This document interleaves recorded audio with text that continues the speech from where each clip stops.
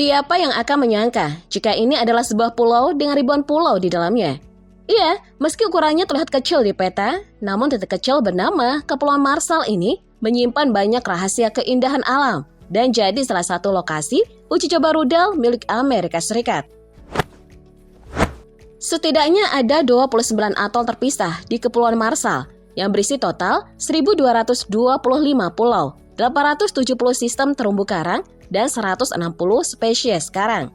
Kepulauan Marshall salah satu dari 4 negara yang kaya akan atol di dunia. Saking kecilnya di pulau ini, hanya ada satu jalan yang membentang. Tidak ada mamalia asli di Kepulauan Marshall, namun negara ini penuh dengan kehidupan laut, termasuk lebih dari 1.000 spesies ikan.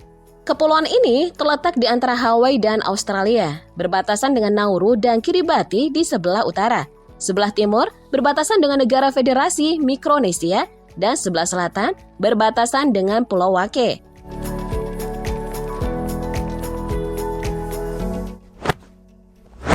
Tak hanya alam, Kepulauan Marshall juga dihuni oleh penduduk asli yang merupakan orang-orang Mikronesia yang telah dipengaruhi oleh budaya Polinesia awal.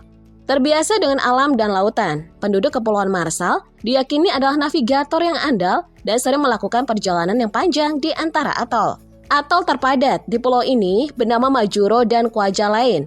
Keduanya menjadi wilayah pengujian misil milik Amerika Serikat dan sudah terbiasa untuk hidup berdampingan. Setidaknya hampir 3/4 dari total populasi Kepulauan Marshall menetap di wilayah itu. Sementara itu, penduduk lainnya tinggal di desa-desa tradisional di pulau-pulau terluar yang jauh dari kedua pusat kota. Kedatangan orang-orang Amerika pada tahun 1850-an juga sebagai misionaris yang memperkenalkan agama Kristen kepada penduduk setempat. Oleh karena itu, penduduk Kepulauan Marshall sebagian besar beragama Kristen, bahkan turut mempengaruhi bahasa yang mereka tuturkan, meski hanya sebagian kecil yang fasih berbahasa Inggris.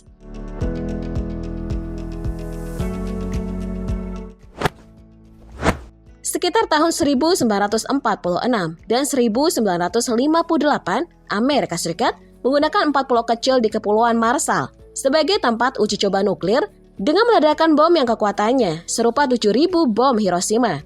Amerika Serikat melakukan peledakan ini bertujuan untuk meyakinkan penduduk Marshall agar mau meninggalkan rumah mereka, namun dengan dalih bahwa uji coba ini demi kebaikan penduduk setempat.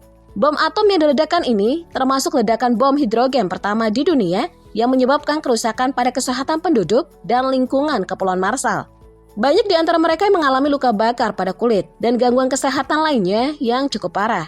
Oleh karena itu, penduduk Marshall memperingati Hari Peringatan Korban Nuklir pada tanggal 1 Maret untuk menghormati mereka yang terkena dampak bom. Sebagai lokasi uji rudal milik Amerika Serikat, sumber pendapatan utama masyarakat setempat adalah hasil dari penyewaan tanah. Lapangan kerja dan fasilitas modern di Majuro dan Kwajalein juga menjadi lapangan pekerjaan bagi masyarakat setempat. Amerika Serikat memberikan bantuan jutaan dolar setiap tahun dan masih mengontrol keamanan dan pertahanan di Kepulauan Marshall. Sejumlah pulau menjadi terlarang untuk dikunjungi karena kehadiran militer Amerika Serikat. Akibatnya, Kepulauan Marshall adalah salah satu dari 22 negara tanpa militer tetap.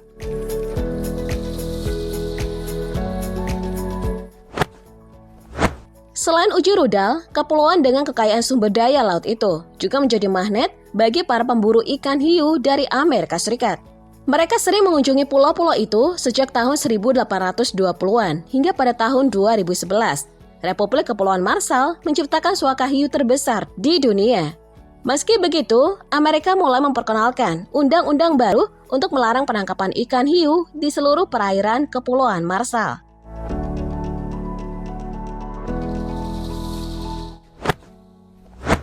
Meskipun cukup banyak memiliki potensi laut, namun siapa sangka jika luas Kepulauan Marshall hanya 70 mil atau 112,65 km persegi. Dengan luas wilayah tersebut yang membuat pulau ini menjadi salah satu negara terkecil di dunia. Namun pulau-pulau ini tersebar di hampir 750.000 mil persegi, di mana sekitar 4,5 kali lebih besar dari California. Mayoritas wilayah atau sekitar 98,5% wilayah di Kepulauan Marshall terdiri dari kawasan laut. Sementara sisanya sebanyak 1,5% merupakan daratan yang luasnya hanya sekitar 181 km persegi. Kepulauan yang terletak di Samudra Pasifik bagian barat ini resmi berdaulat dan diakui dunia tahun 1983 melalui Compact of Free Association.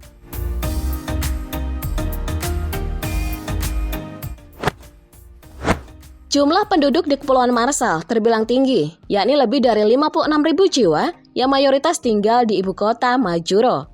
Tapi siapa sangka, jika 83,5% dari total populasi orang dewasa di Kepulauan Marshall mengalami kelebihan berat badan atau obesitas. Gaya hidup barat yang tidak sehat, ditambah dengan kecenderungan genetik menjadi pemicu utama.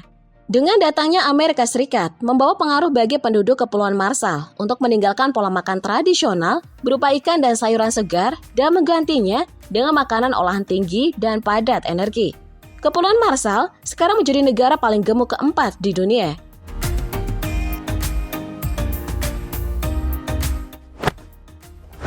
Sementara itu kuliner khas mereka yang masih ada hingga saat ini adalah rice benkei. Sajian tradisional hangat dalam mangkuk yang sering dimakan sebagai lauk pendamping hidangan ikan. Selain itu, ada cuk-cuk yang merupakan hidangan khas Marshall yang terdiri dari bola-bola nasi yang digulung dengan kelapa parut segar yang melimpah di Kepulauan Marshall. Bola-bola nasi sederhana ini cukup populer karena kontras antara kelapa yang sedikit manis dan nasi kukus yang netral. Cuk-cuk biasanya disajikan sebagai lauk pendamping berbagai hidangan ikan dan atau protein hewani lainnya. Kepulauan Marshall juga punya makanan penutup yang dikenal sebagai pai kacang macadamia. Cemilan ini dibuat dengan memasukkan kelapa parut ke dalam kulit pai, lalu mengisinya dengan kacang macadamia, sirup jagung, gula, dan ekstrak vanila.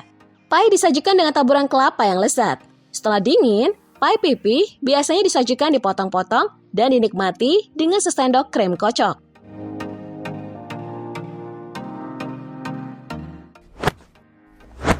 Meski berbentuk kepulauan, namun ternyata Kepulauan Marshall masih kesulitan untuk mengakses air bersih.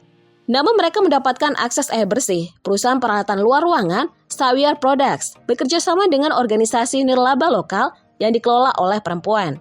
Cora in Okran, KIO, untuk memberikan sistem penyaringan yang disebut sistem Amber Sawyer, yang dapat menghilangkan 99,9% bakteri di setiap rumah. Sebelum adanya program ini, masyarakat harus merebus air sebelum dikonsumsi. Namun cara tersebut kurang efisiensi dan tidak memiliki biaya juga untuk membeli air minum kemasan. Sehingga tidak sedikit dari mereka yang sakit karena bakteri yang tercampur ke dalam air minuman.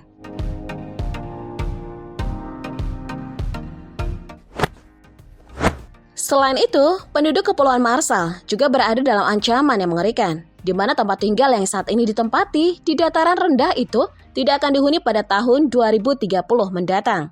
Kekeringan dan banjir yang ekstrem ini jadi salah satu penyebab kerusakan pada bangunan, tanaman, dan sumber daya air tawar, hingga tembok laut yang digunakan untuk melindungi bangunan dari naiknya intensitas air laut. Pemerintah Kepulauan Marshall membuat rencana adaptasi iklim di tahun 2020 yang membahas potensi dan ancaman kesejahteraan sosial seperti dampak kesehatan mental akibat perubahan iklim dan warisan budaya yang diprediksi akan menghilang.